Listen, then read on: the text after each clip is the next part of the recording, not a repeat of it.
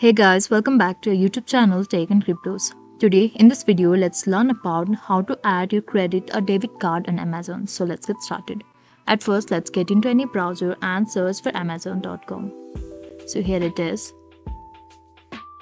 Now you can choose any of the items you want to buy, and also you can go to your cart as well. So let's go for this cart, and I have selected 2 items already. Now if you simply proceed to checkout, here we'll see this option called add a credit or debit card. Simply tap on this. Now enter your card number and also the name on your card, and enter your expiration date, also your security code.